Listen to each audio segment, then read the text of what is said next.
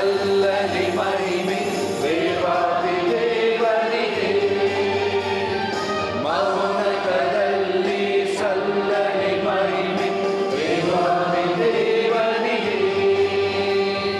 ಶಾಂತಿ ಲಭಿಸಲಿ ಕರೆಯಲ್ಲಿ ದೀನ ಮನುಜರಿಗೆ. ಶಾಂತಿ ಲಭಿಸಲಿ ಕರೆಯಲ್ಲಿ ದೀನ ಮನುಜರಿಗೆ. ಮಹಿಮೆ ಬರಲಿ ಶಾಂತಿ ಇಹದಿ. ಮಹಿಮೆ ಪರದಿ ಶಾಂತಿ ಇಹದಿ.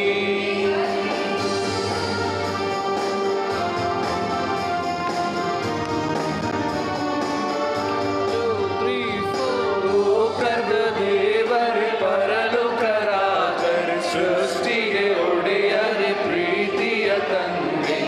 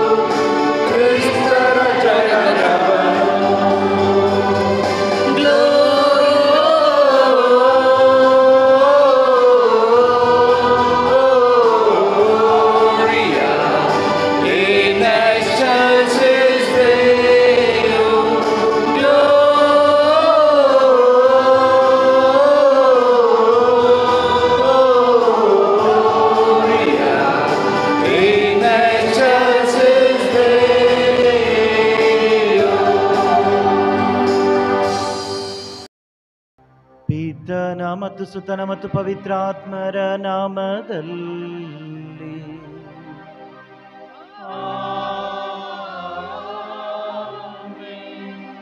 ನಮ್ಮ ಪ್ರಭು ಯೇಸು ಕ್ರಿಸ್ತರ ಕೃಪಾವರವು ದೇವರ ಪ್ರೀತಿಯು ಪವಿತ್ರಾತ್ಮರ ಅನ್ಯೋನ್ಯತೆಯು ನಿಮ್ಮೆಲ್ಲರೊಡನೆ ಇರಲಿ.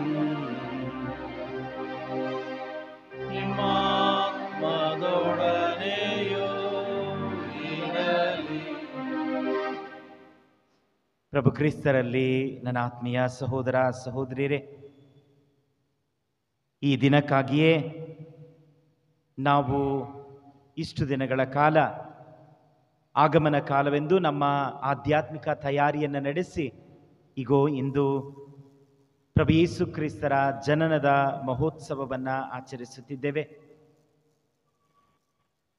ಈ ಕ್ರಿಸ್ಮಸ್ ಬಹಳ ವಿಶೇಷವಾದದ್ದು, ಏಕೆಂದರೆ ಈ ವರ್ಷ ನಾವು ಪ್ರಭು ಯೇಸು ಕ್ರಿಸ್ತರ ಜನನದ ಜೂಬಿಲಿ ವರ್ಷವನ್ನು ಕೊಂಡಾಡುತ್ತಿದ್ದೇವೆ. 2025 ವರ್ಷಗಳು ಪ್ರಭು ಯೇಸು ಕ್ರಿಸ್ತರ ಜನನದ ಜೂಬಿಲಿ ಆಗಿದೆ. ಅನೇಕರ ಹುಟ್ಟುಹಬ್ಬವನ್ನು ನಾವು ಕೊಂಡಾಡಿದ್ದೇವೆ. ಆದರೆ ಪ್ರಭು ಯೇಸು ಕ್ರಿಸ್ತರ ಹುಟ್ಟುಹಬ್ಬವನ್ನು ಕೊಂಡಾಡುವಾಗ ಮಾತ್ರ ಆ ಸಂತೋಷ, ಆ ಶಾಂತಿ, ಸಮಾಧಾನ, ನಮ್ಮ ಮನಸ್ಸಿನಲ್ಲಿರುವ ಆ ಆಸಕ್ತಿ, ಆ ಹುಟ್ಟುಹಬ್ಬವನ್ನು ಕೊಂಡಾಡಲು 2000 ವರ್ಷಗಳಾದರೂ ಇಂದಿಗೂ ಕಡಿಮೆಯಾಗಲಿಲ್ಲ. ಇನ್ನೂ ಹೆಚ್ಚಾಗುತ್ತಿದೆ.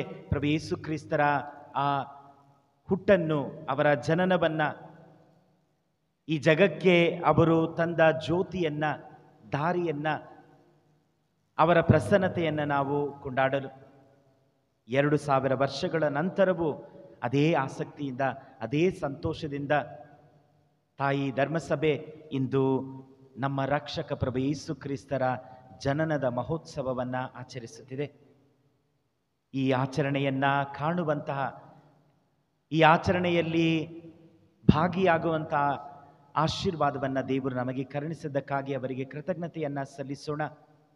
ಇಂದು ಈ ಬಲಿಯ ಮುಖಾಂತರ ನಾವು ನಮ್ಮನ್ನು, ನಮ್ಮ ಕತ್ತಲೆಗಳನ್ನು ಹೋಗಲಾಡಿಸಲು ಬಂದ, ನಮಗೆ ಹೊಸ ಜೀವವನ್ನು ನೀಡಲು ಬಂದ ಪ್ರಭು ಯೇಸು ಕ್ರಿಸ್ತರಿಗೆ ನಮ್ಮನ್ನೇ ಅರ್ಪಿಸುತ್ತಾ ಈ ಬಲಿಯನ್ನು ಕೃತಜ್ಞತಾ ಬಲಿಯಾಗಿ ಅರ್ಪಿಸೋಣ.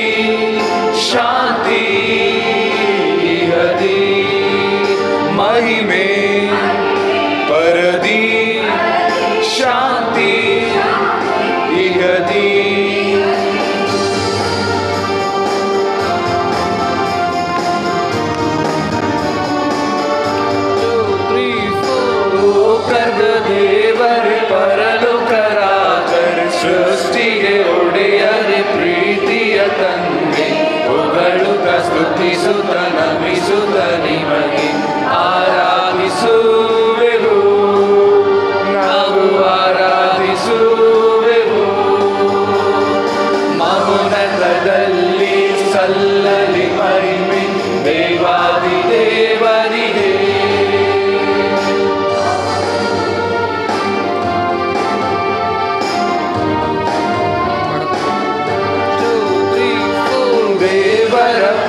ದೇವರೇ ಯೇಸು ಕ್ರಿಸ್ತರೇ ಲೋಕದ ಪಾಪವ ನೀಗುವ ರಾಜ ಮೊರೆಯನ್ನು ಕೇಳಿರಿ ವರಗಳ ಸುರಿಸಿ ಪ್ರಾರ್ಥನೆ ಆಲಿಸಿರಿ ನಮ್ಮ ಪ್ರಾರ್ಥನೆ ಆಲಿಸಿರಿ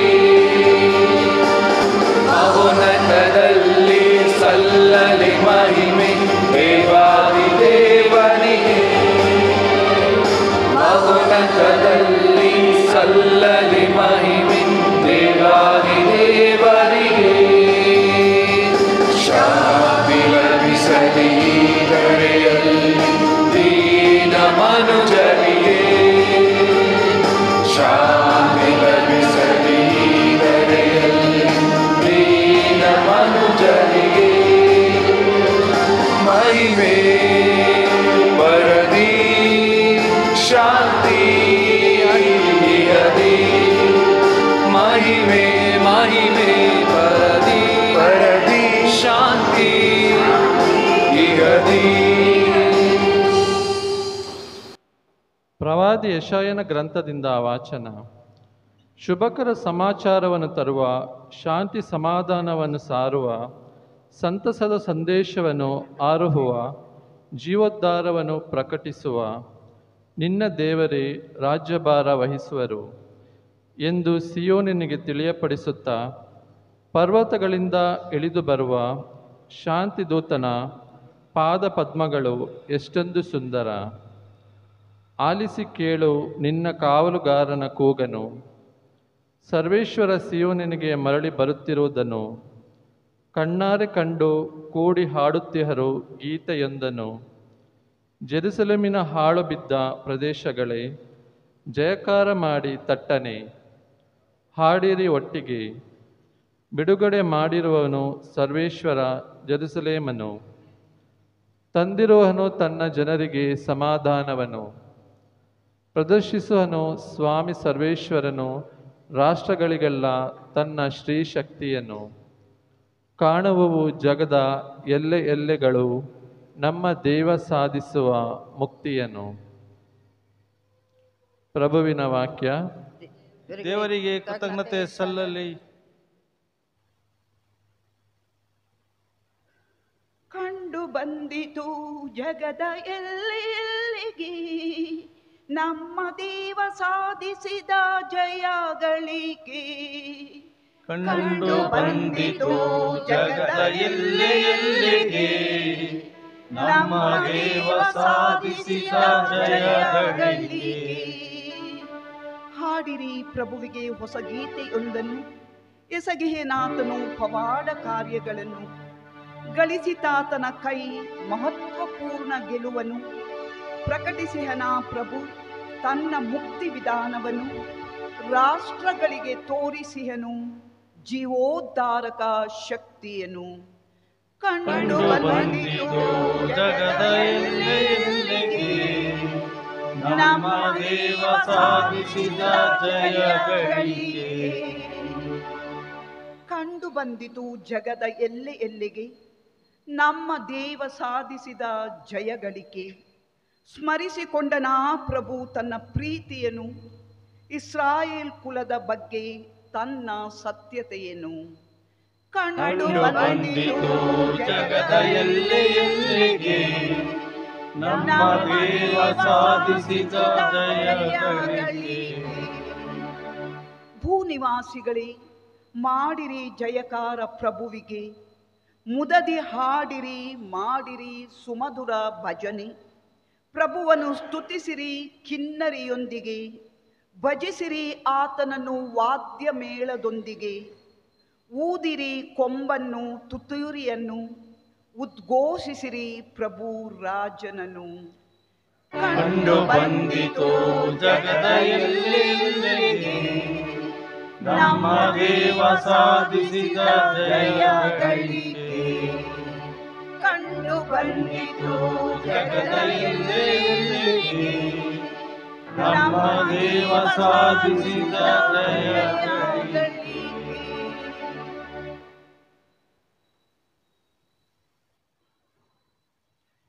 ಇಬ್ರಿಯರಿಗೆ ಬರೆದ ಪತ್ರದಿಂದ ವಾಚನ. ಪೂರ್ವಕಾಲದಲ್ಲಿ ದೇವರು ನಮ್ಮ ಪಿತೃಗಳೊಡನೆ ಹಲವಾರು ವಿಧದಲ್ಲಿ ಅನೇಕ ಸಾರಿ ಪ್ರವಾದಿಗಳ ಮುಖಾಂತರ ಮಾತನಾಡಿದರು.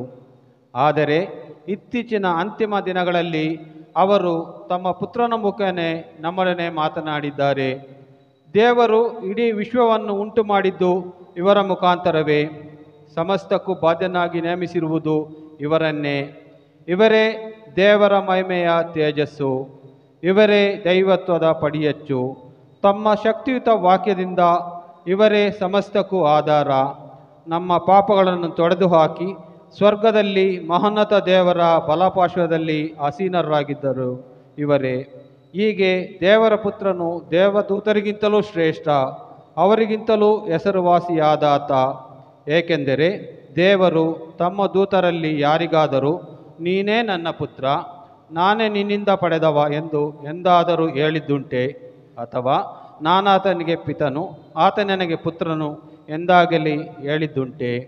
ಇದಲ್ಲದೆ ದೇವರು ತಮ್ಮ ಚೊಚ್ಚಲ ಮಗನನ್ನು ಭೂಲೋಕಕ್ಕೆ ಕಳುಹಿಸುವಾಗ ದೇವದೂತರೆಲ್ಲರೂ ಆತನನ್ನು ಆರಾಧಿಸಲಿ ಎಂದಿದ್ದಾರೆ. ಪ್ರಭುವಿನ ವಾಕ್ಯ. ದೇವರಿಗೆ ಕೃತಜ್ಞತೆ ಸಲ್ಲಲಿ.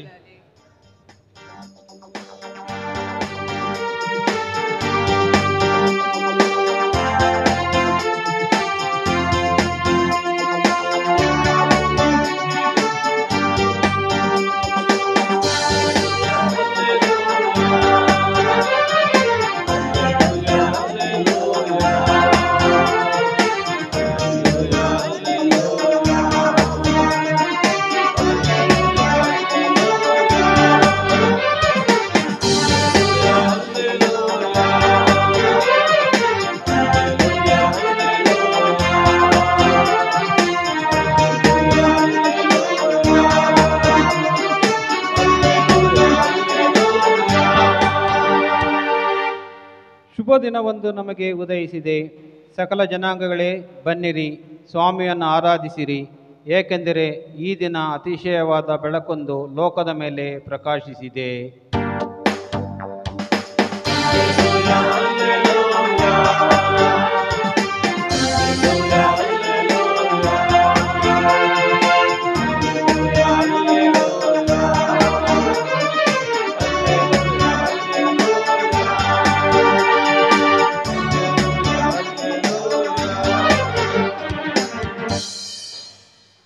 ಪ್ರಭು ನಿಮ್ಮೊಡನೆ ಇರಲಿ.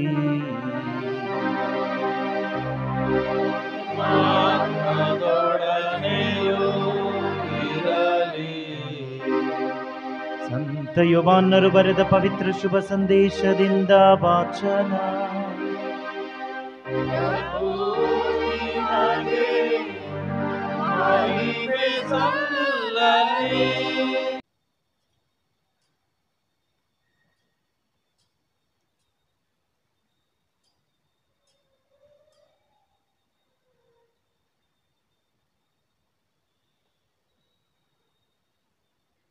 ಜಗತ್ತು ಉಂಟಾಗುವ ಮೊದಲೇ ದಿವ್ಯವಾಣಿ ಎಂಬುವರಿದ್ದರು.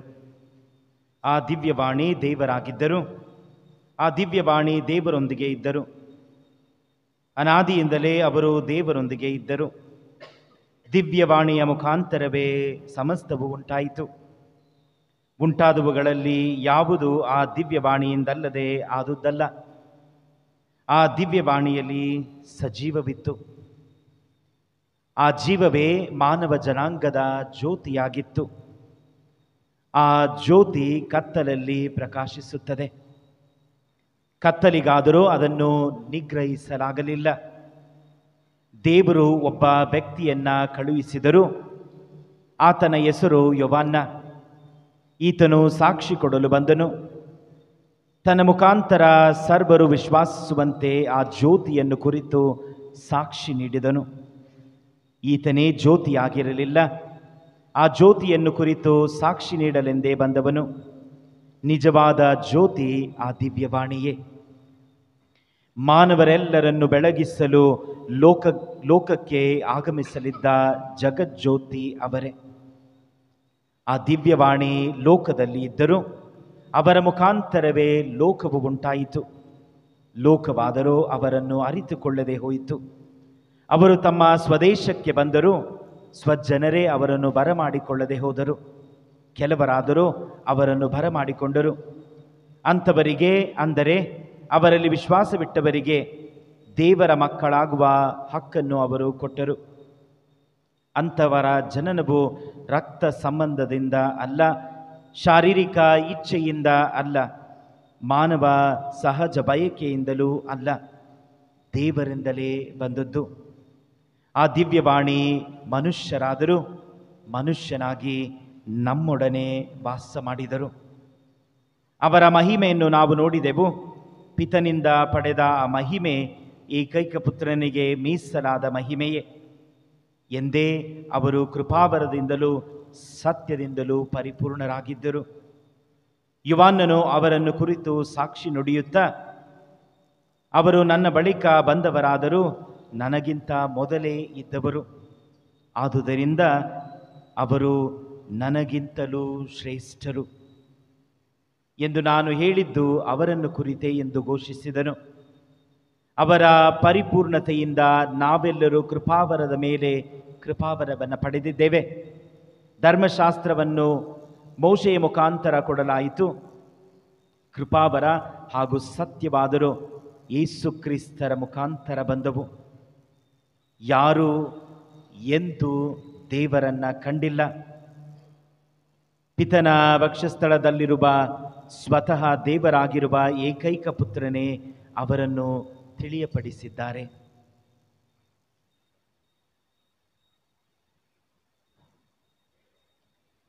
ಪ್ರಭು ಕ್ರಿಸ್ತರ ಶುಭ ಸಂದೇಶ.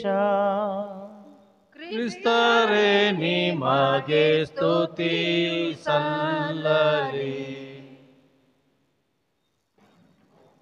ಪ್ರಭು ಕ್ರಿಸ್ತರಲ್ಲಿ ನನ್ನ ಆತ್ಮೀಯ ಸಹೋದರ ಸಹೋದರಿಯರೇ, ಪ್ರಭು ಯೇಸು ಕ್ರಿಸ್ತರ ಜನನದ ಜೂಬಿಲಿ ವರ್ಷದಲ್ಲಿದ್ದೇವೆ.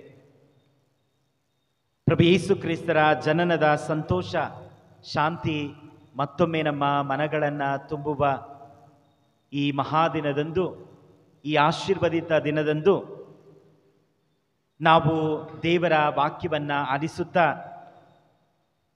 ಈಗ ಆ ವಾಕ್ಯವನ್ನು ಧ್ಯಾನಿಸಿ ನಮ್ಮ ಈ ವಿಶ್ವಾಸ ಪಯಣಕ್ಕೆ ಇಂದು ಈ ಮಹಾ ಹಬ್ಬವನ್ನು, ಮಹೋತ್ಸವವನ್ನು ಆಚರಿಸುತ್ತಿರುವ ನಮಗೆ ಸರ್ವೇಶ್ವರನ ಹುಟ್ಟುಹಬ್ಬ ಹೇಳುವುದು ಏನು?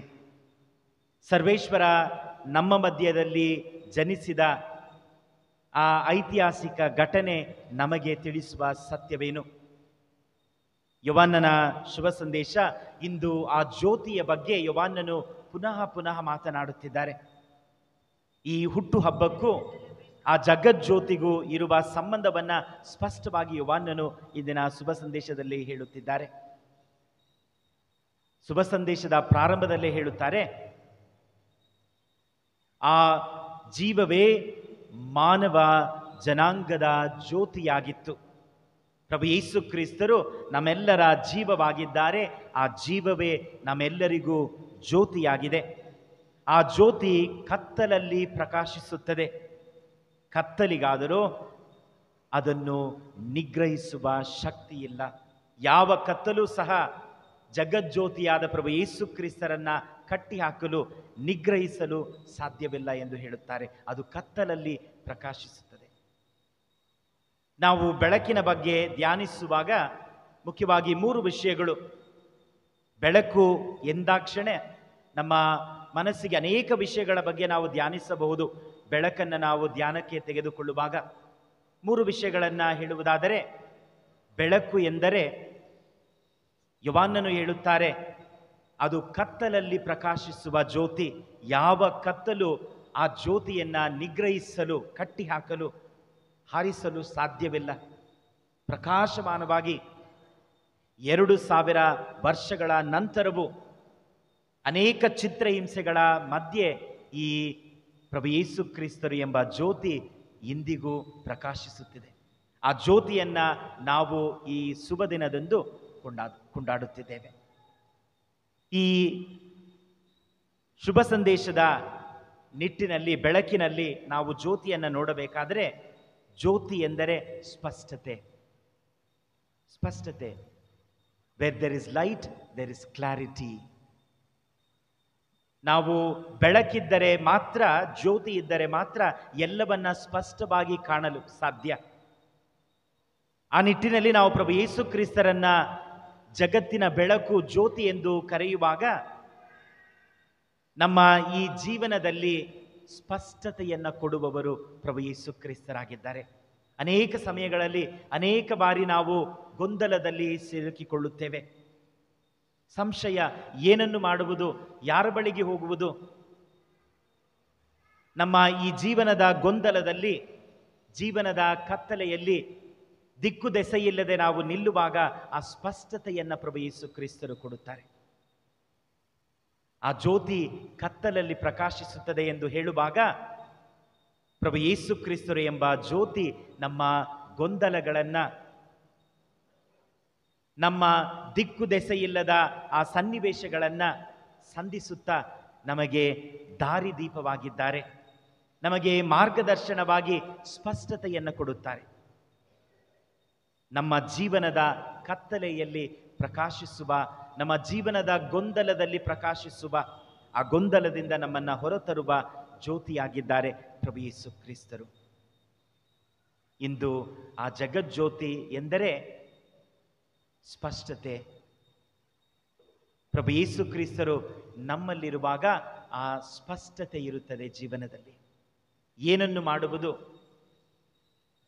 ಎಂತಹ ಸಂದರ್ಭದಲ್ಲಿಯೂ ನನ್ನ ಗೊಂದಲವಾಗಿರಬಹುದು, ಕಣ್ಣೀರಾಗಿರಬಹುದು, ನನ್ನ ವೈಯಕ್ತಿಕ ಜೀವನದ ಕಷ್ಟಗಳಾಗಿರಬಹುದು, ಪ್ರಭು ಯೇಸು ಕ್ರಿಸ್ತರು ನನ್ನಲ್ಲಿರುವಾಗ ಆ ಸ್ಪಷ್ಟತೆ ನಮ್ಮಲ್ಲಿರುತ್ತದೆ, ಆ ಸ್ಪಷ್ಟತೆ ನಮ್ಮಲ್ಲಿರುತ್ತದೆ.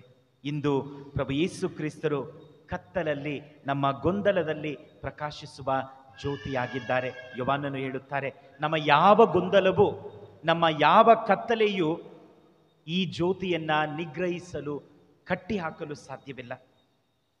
ಆ ಎಲ್ಲವನ್ನ ಮೆಟ್ಟಿ ಈ ಪ್ರಭು ಯೇಸು ಕ್ರಿಸ್ತರ ಜ್ಯೋತಿ ನಮ್ಮನ್ನ ಬೆಳಗುತ್ತಲೇ ಇರುತ್ತದೆ, ನಮಗೆ ಸಾಂತ್ವನ ನೀಡುತ್ತಲೇ ಇರುತ್ತದೆ. ಎರಡನೆಯದಾಗಿ, ಬೆಳಕು ಭರವಸೆಯ ಸಂಕೇತವಾಗಿದೆ. ಭರವಸೆ. ಕತ್ತಲಲ್ಲಿರುವಾಗ ನಾವು ಬೆಳಕನ್ನು ಕಾಣುವಾಗ ನಮ್ಮ ಮನಸ್ಸಿನಲ್ಲಿ ಒಂದು ರೀತಿಯಾದಂತಹ ಭರವಸೆ. ಈ ಪ್ರಭು ಯೇಸು ಕ್ರಿಸ್ತರ ಜನನ ಜಗತ್ತಿಗೆ ನೀಡಿದ್ದು ಭರವಸೆ. ನಮಗೆ ರಕ್ಷಕರಿದ್ದಾರೆ. ಈ ರಕ್ಷಕರು ನಮ್ಮನ್ನು ಎಲ್ಲ ಆಪತ್ತು ವಿಪತ್ತುಗಳಿಂದ ಖಂಡಿತವಾಗಿಯೂ ರಕ್ಷಣೆ ನೀಡಿ ನಮ್ಮನ್ನ ಹೊರತರುತ್ತಾರೆ. ಆ ಭರವಸೆಯನ್ನೇ ಎಲ್ಲ ಪ್ರವಾದಿಗಳು ಹೊತ್ತುಕೊಂಡಿದ್ದರು. ಆ ಭರವಸೆಯ ಬಗ್ಗೆಯೇ ಎಲ್ಲ ಪ್ರವಾದಿಗಳು ಮಾತನಾಡಿದರು. ಯೆಶಾಯ ಪ್ರವಾದಿ ತಮ್ಮ ಗ್ರಂಥದಲ್ಲಿ ಅಧ್ಯಾಯ 9:2 ಹೇಳುತ್ತಾರೆ, ಕಗ್ಗತ್ತಲೆಯಲ್ಲಿದ್ದ ಜನ ಮಹಾಜ್ಯೋತಿಯನ್ನ ಕಂಡರು, ಅದೇ ಈ ದಿನ. ಯೆಶಾಯ ಪ್ರವಾದಿಯ ದಿನ ಇಗೋ, ಆ ಪ್ರವಾದನೆಯ ದಿನ ಇಂದು ಪರಿಪೂರ್ಣವಾಗುತ್ತಿದೆ. ಕಗ್ಗತ್ತಲೆಯಲ್ಲಿದ್ದ ಜನ ಮಹಾಜ್ಯೋತಿಯನ್ನ ಕಂಡರು, ದೊಡ್ಡ ಜ್ಯೋತಿಯನ್ನ ಕಂಡರು. ಆ ಜ್ಯೋತಿ ಇಂದಾಗಿದೆ. ಎಲ್ಲಾ ಪ್ರವಾದಿಗಳು ಪ್ರವಾದನೆ ಮಾಡಿದ್ದು ಆ ಜ್ಯೋತಿಯನ್ನೇ, ಅವರ ಮನಸ್ಸಿನಲ್ಲಿದ್ದುದು ಆ ಭರವಸೆಯನ್ನೇ. ರಕ್ಷಕ ಬರುತ್ತಾರೆ, ನಮ್ಮನ್ನು ರಕ್ಷಿಸುತ್ತಾರೆ. ಆ ಪ್ರವಾದಿಗಳ ಪ್ರವಾದನೆ, ಕಗ್ಗತ್ತಲಿಲ್ಲದ ಜನ ಮಹಾಜ್ಯೋತಿಯನ್ನ ಕಾಣುವ ದಿನವಾಗಿದೆ ಈ ದಿನ. ಮತ್ತಾಯರು ತಮ್ಮ ಶುಭ ಸಂದೇಶದಲ್ಲಿ ಅದನ್ನೇ ಹೇಳುತ್ತಾರೆ. ಅಧ್ಯಾಯ 4:16 ಪ್ರಭು ಯೇಸು ಕ್ರಿಸ್ತರ ಸೇವಾ ಜೀವನದ ಪ್ರಾರಂಭದಲ್ಲಿ ಇದನ್ನು ಹೇಳುತ್ತಾರೆ. ಕತ್ತಲೆಯಲ್ಲಿರುವ ಜನ ಮಹಾಜ್ಯೋತಿಯನ್ನ ಕಂಡರು. ಹೇಗೆ ಪ್ರಭು ಯೇಸು ಕ್ರಿಸ್ತರು ಯಾರೆಲ್ಲ ಕತ್ತಲೆಯಲ್ಲಿದ್ದರೋ ಅವರಿಗೆ ತಮ್ಮ ಶುಭ ಸಂದೇಶದ ಮೂಲಕ, ತಮ್ಮ ಪವಾಡಗಳ ಮೂಲಕ ಅವರ ಜ್ಯೋತಿಯನ್ನ ಪ್ರಸರಿಸುತ್ತಲೇ ಇದ್ದರು, ಹರಡುತ್ತಲೇ ಇದ್ದರು. ಇಂದು ಆ ಜ್ಯೋತಿ ಭರವಸೆಯ ಸಂಕೇತವಾಗಿದೆ. ಮೂರನೆಯದಾಗಿ ನಾವು ಎಲ್ಲೆಡೆ ನೋಡುತ್ತೇವೆ ಬೆಳಕು. ಬೆಳಕು ಆಚರಣೆಯ ಸಂಕೇತ. ಇಂದು ನಮ್ಮ ಆಚರಣೆಗೆ ಕಾರಣ ಪ್ರಭು ಯೇಸು ಕ್ರಿಸ್ತರ ಜನನ. ಆ ಪ್ರಭು ಯೇಸು ಕ್ರಿಸ್ತರ ಜನನವೇ ಈ ಸಂತೋಷಕ್ಕೆ, ಈ ನಮ್ಮ ಭರವಸೆಗೆ, ಈ ನಮ್ಮ ಸ್ಪಷ್ಟತೆಗೆ ಕಾರಣವಾಗಿದೆ. ಇಂದು ನಾವು ಆ ಜ್ಯೋತಿಯನ್ನ ಕೊಂಡಾಡುವ ದಿನವಾಗಿದೆ, ಆಚರಿಸುವ ದಿನವಾಗಿದೆ. ಈ ಪ್ರಭು ಯೇಸು ಕ್ರಿಸ್ತರು ಈ ಜಗಜ್ಯೋತಿಯನ್ನು ನಾವು ಧ್ಯಾನಿಸುವಾಗ ನಮ್ಮ ಕತ್ತಲೆಯ ಬಗ್ಗೆ ನಾವು ಖಂಡಿತವಾಗಿಯೂ ಅರ್ಥ ಮಾಡಿಕೊಳ್ಳಬೇಕಾಗಿದೆ. ಈ ಕತ್ತಲೆ ಎನ್ನುವಾಗ ಈ ಕತ್ತಲೆಯನ್ನು ನಾವು 3 ಹಂತಗಳಲ್ಲಿ ನೋಡಬಹುದು. ಅದು ನಮ್ಮ ವೈಯಕ್ತಿಕ ಜೀವನದ ಕತ್ತಲೆ ಆಗಿರಬಹುದು, ನನ್ನ ಒಂಟಿತನ, ನನ್ನ ನೋವುಗಳು, ನನ್ನ ಹಿಂಸೆಗಳು, ನನ್ನ ಕುಟುಂಬದ ಕಷ್ಟಗಳು, ನನ್ನ ವೈಯಕ್ತಿಕ ಕತ್ತಲೆ. ಪ್ರಭು ಯೇಸು ಕ್ರಿಸ್ತರು ಎಲ್ಲಾ ಕತ್ತಲೆಯನ್ನ ಪ್ರಕಾಶಿಸಲು ಬಂದಿದ್ದಾರೆ. 2ನೇ ಹಂತದಲ್ಲಿ ಸಾಮಾಜಿಕ ಕತ್ತಲೆ ಆಗಿರಬಹುದು. ಅನ್ಯಾಯ, ಇವತ್ತಿಗೂ ಸಹ ಯುದ್ಧ ನಡೆಯುತ್ತಿದೆ, ಜನರು ಸಾಯುತ್ತಿದ್ದಾರೆ. ಇವತ್ತಿಗೂ ಸಹ ದೇವಾಲಯಗಳು ಮುಚ್ಚಲ್ಪಟ್ಟಿವೆ. ಇಂದು ನಾವು ಸಂತೋಷದಿಂದ ಈ ಕ್ರಿಸ್ಮಸ್ ಮಹೋತ್ಸವವನ್ನು ನಾವು ಆಚರಿಸುತ್ತಿರುವ ಈ ಸಮಯದಲ್ಲಿ ಅನೇಕ ದೇವಾಲಯಗಳು ಮುಚ್ಚಲ್ಪಟ್ಟಿವೆ. ಬಲಿಪೂಜೆಗಳಿಲ್ಲ, ಇಂದು ಅಲ್ಲಿ ಆಚರಣೆಗಳಿಲ್ಲ. ಯುದ್ಧದ ಸನ್ನಿವೇಶ, ಜನರು ಕಣ್ಣೀರಿಡುತ್ತಾ ಆ ಕತ್ತಲೆ, ಸಾಮಾಜಿಕ ಕತ್ತಲೆ, ಒಬ್ಬರು ಇನ್ನೊಬ್ಬರನ್ನ ದ್ವೇಷಿಸುವುದು, ಯುದ್ಧದ ಒಂದು ಸನ್ನಿವೇಶ, ಸಾಮಾಜಿಕ ಕತ್ತಲೆ. ನಮ್ಮ ಆಧ್ಯಾತ್ಮಿಕ ಕತ್ತಲೆ ಆಗಿರಬಹುದು, ನಮ್ಮ ಪಾಪವಾಗಿರಬಹುದು, ಸಂಸ್ಕಾರಗಳಿಂದ ನಾವು ದೂರ ಇರುವುದಾಗಿರಬಹುದು, ನಮ್ಮ ವಿಶ್ವಾಸವನ್ನು ಕಳೆದುಕೊಳ್ಳುವ ಸನ್ನಿವೇಶವಾಗಿರಬಹುದು, ದೇವರ ವಾಕ್ಯವನ್ನ ಓದದೇ ಇರುವ ಸನ್ನಿವೇಶವಾಗಿರಬಹುದು, ನಮ್ಮ ಆಧ್ಯಾತ್ಮಿಕ ಕತ್ತಲೆ ಆಗಿರಬಹುದು. ಅದು ನಮ್ಮ ವೈಯಕ್ತಿಕ ಕತ್ತಲೆ ಆಗಿರಲಿ, ಸಾಮಾಜಿಕ ಕತ್ತಲೆ ಆಗಿರಲಿ, ನಮ್ಮ ಆಧ್ಯಾತ್ಮಿಕ ಕತ್ತಲೆ ಆಗಿರಲಿ, ಈ ಎಲ್ಲ ಕತ್ತಲೆಗಳಿಗೆ ಬೆಳಕು ನೀಡುವುದು ಪ್ರಭು ಯೇಸು ಕ್ರಿಸ್ತರು. ಆ ಜೀವದಲ್ಲಿ ಜ್ಯೋತಿ ಇದೆ, ಆ ಜ್ಯೋತಿ ನಮ್ಮೆಲ್ಲರನ್ನ ಬೆಳಗುತ್ತದೆ. ಇಂದು ಈ ಮಹೋತ್ಸವವನ್ನು ಆಚರಿಸುವಾಗ ನಾವು 2 ಪ್ರಶ್ನೆಗಳನ್ನು ಮಾತ್ರ ಕೇಳಬೇಕಾಗಿದೆ. ಒಂದು, ನನ್ನ ಜೀವನದ ಯಾವ ಭಾಗದಲ್ಲಿ ನನಗೆ ಈ ಜ್ಯೋತಿ ಬೇಕಾಗಿದೆ? To which part of my life I need this light of Jesus?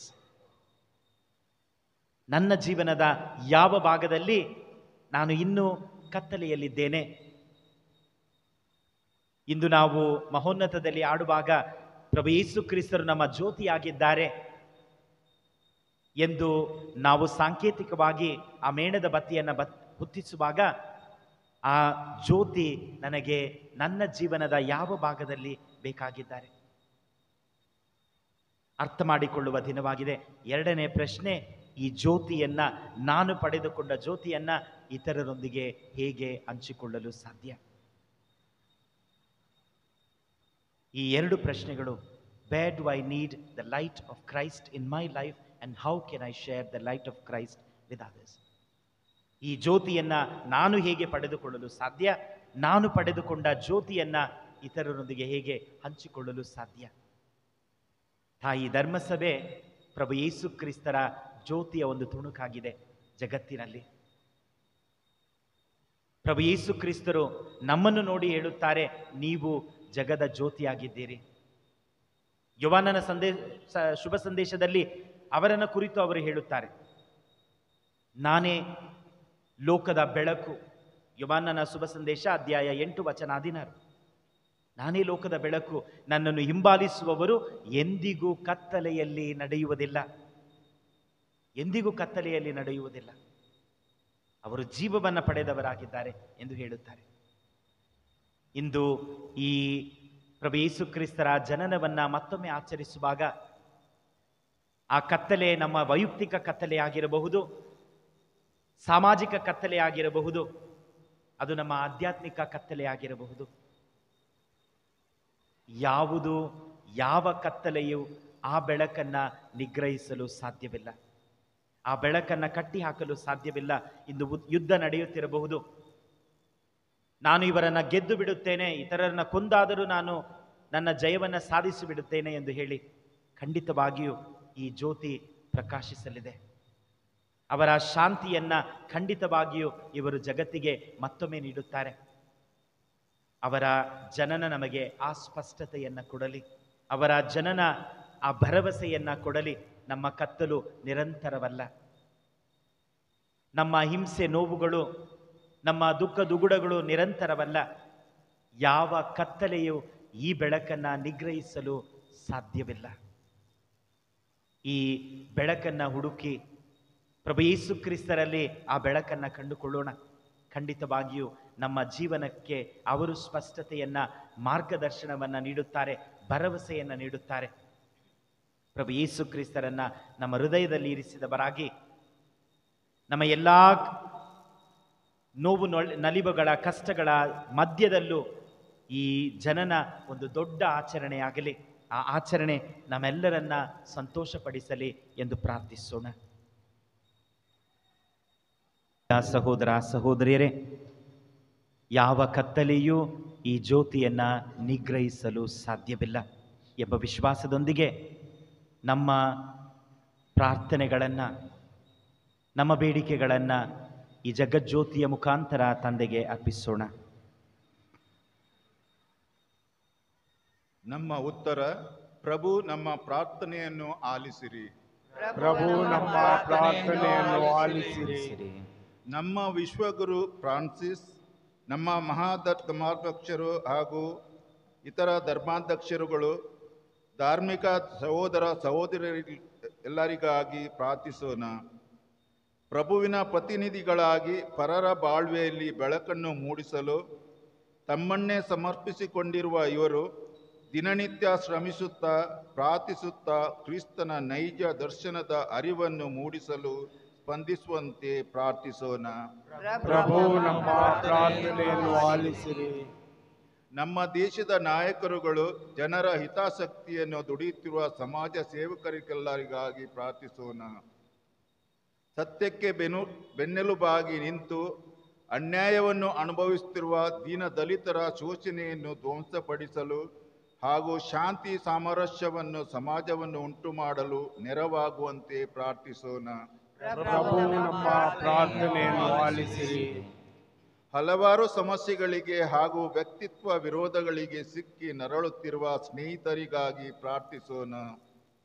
ಬೆವರಿಳಿಸಿ ಉಪವಾಸಗಳನ್ನು ಕೈಕೊಂಡು ಹಗಲು ರಾತ್ರಿ ಎನ್ನದೆ ದುಡಿದು ಸಂಪಾದಿಸಿದೆಲ್ಲವನ್ನು ಕಳೆದುಕೊಂಡು ಧೈರ್ಯಗೆಟ್ಟು ದಿಕ್ಕುಪಾಲಾದ ಇವರ ಹರ್ಮಣಗಳನ್ನು ಬಲಪಡಿಸಿ ನಂಬಿಕೆಯ ಹಾದಿಯಲ್ಲಿ ಮುನ್ನಡೆಸಲೆಂದು ಪ್ರಾರ್ಥಿಸೋಣ.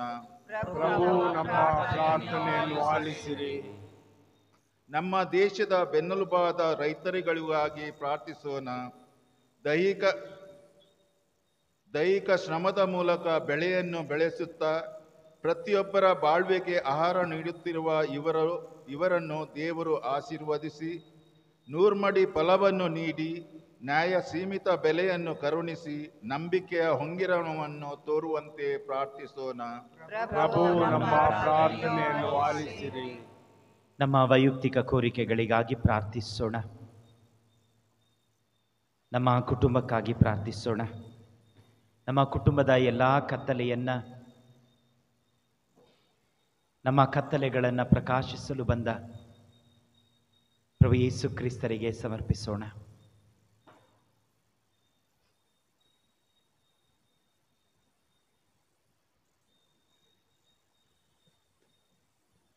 ಅನಾರೋಗ್ಯದಿಂದ ನರಳುತ್ತಿರುವ ಎಲ್ಲರಿಗಾಗಿ ಪ್ರಾರ್ಥಿಸೋಣ.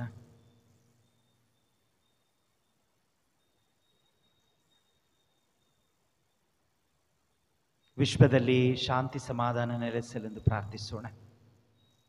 ವಿಶೇಷವಾಗಿ ಯುದ್ಧದಿಂದ ತತ್ತರಿಸಿ ಹೋಗಿರುವ ದೇಶಗಳಿಗಾಗಿ ಪ್ರಾರ್ಥಿಸೋಣ.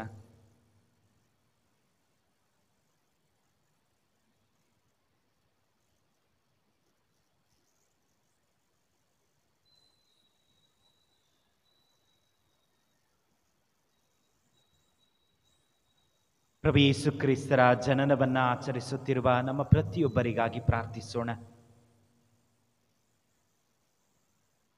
ಪ್ರಭು ಯೇಸು ಕ್ರಿಸ್ತರು ನಮ್ಮಲ್ಲಿರುವಾಗ ನಮ್ಮ ಜೀವನದ ಯಾವ ಕತ್ತಲೆಯಾಗಿದ್ದರೂ ಆ ಜ್ಯೋತಿಯನ್ನು ಕಟ್ಟಿ ಹಾಕಲು ಸಾಧ್ಯವಿಲ್ಲ.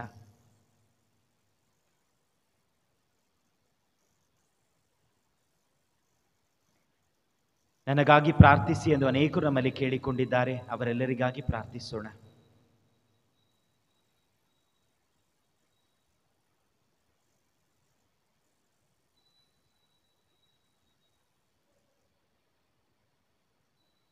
ಸರ್ವಶಕ್ತ ಸದಾ ಜೀವಿಸುವ ದೇವರೇ, ನಿಮ್ಮ ಏಕೈಕ ಪುತ್ರರನ್ನು ನಮಗಾಗಿ ಕಳುಹಿಸಿದ್ದೀರಿ.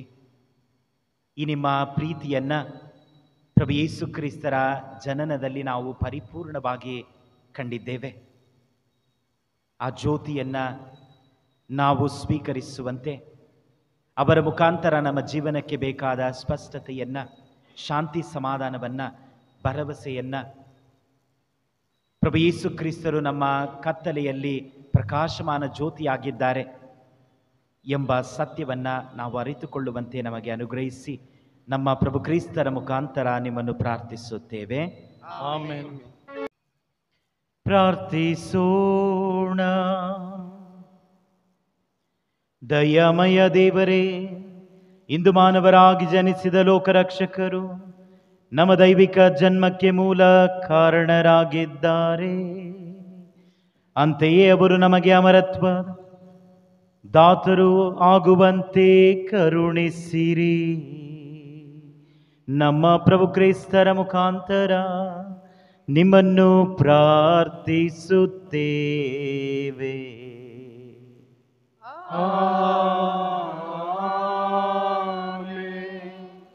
ನೀರಲಿ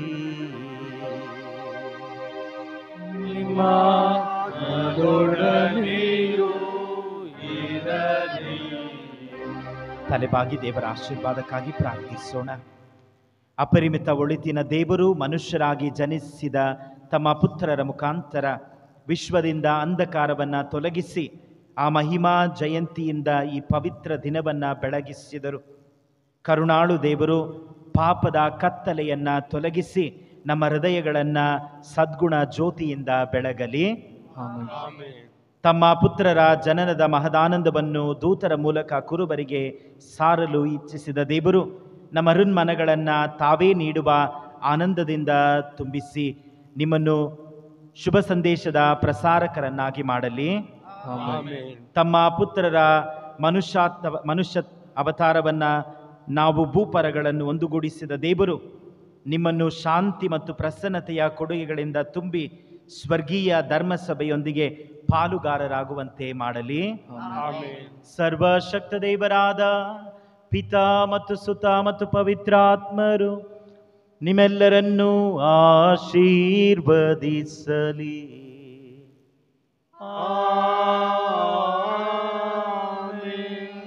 ಪ್ರಭು ಕ್ರಿಸ್ತರ ಬೆಳಕಿನಲ್ಲಿ ಸದಾ ಮುನ್ನಡೆಯಲು ಹೋಗಿ ಬನ್ನಿ. ಬಲಿಯರ್ಪಣೆ ಮುಗಿಯಿತು.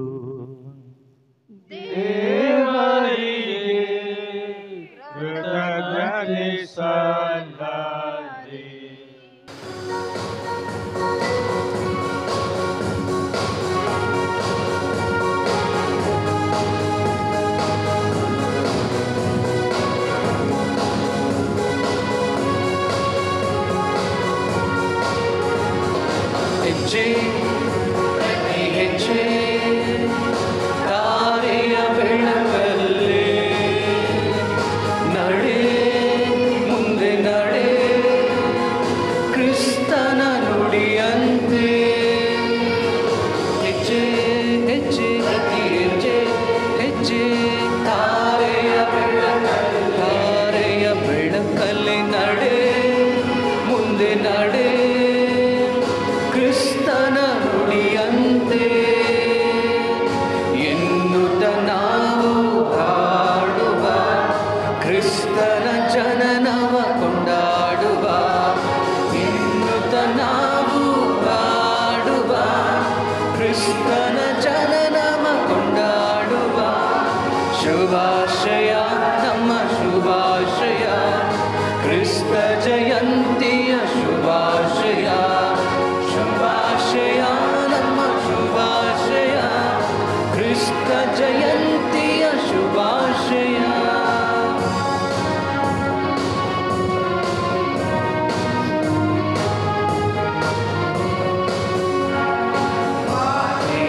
ಮರಿಯಳ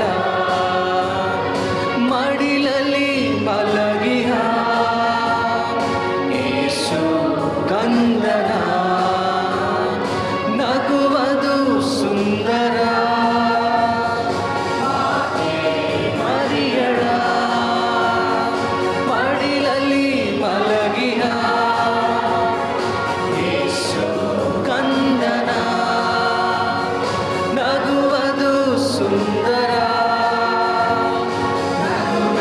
ನಗುವಲ್ಲಿ ಜಗವಿದು ಹರಡ ಸಂತಸ ಮೂಡಲಿ. ಲೋಕವ ಕಾಯುವ ಕ್ರಿಸ್ತನ ಸಂದೇಶ ಜಗದಲ್ಲಿ ಹರಡಲಿ. ಹೆಜ್ಜೆ ಪ್ರತಿ ಹೆಜ್ಜೆ ತಾರೆಯ ಬೆಳಕಲ್ಲೇ ನಡೆ ಮುಂದೆ ನಡೆ ಕ್ರಿಸ್ತನ ನುಡಿಯಂತೆ. ಹೆಜ್ಜೆ ಹೆಜ್ಜೆ ಹೆಜ್ಜೆ ತಾರೆಯ ಬೆಳಕಲ್ಲೇ ನಡೆ ಮುಂದೆ ನಡೆ ಕ್ರಿಸ್ತನ ನುಡಿಯಂತೆ. ಎನ್ನುತ್ತ ನಾವು ಹಾಡುವ ಕ್ರಿಸ್ತನ ಜನನವ ಕೊಂಡಾಡುವ. ಎನ್ನುತ್ತ ನಾವು ಹಾಡುವ ಕ್ರಿಸ್ತನ ಜನನವ ಕೊಂಡಾಡುವ. ಶುಭಾಶಯ ನಮ್ಮ ಶುಭಾಶಯ ಕ್ರಿಸ್ತ ಜಯಂತಿಯ ಶುಭಾಶಯ. ಶುಭಾಶಯ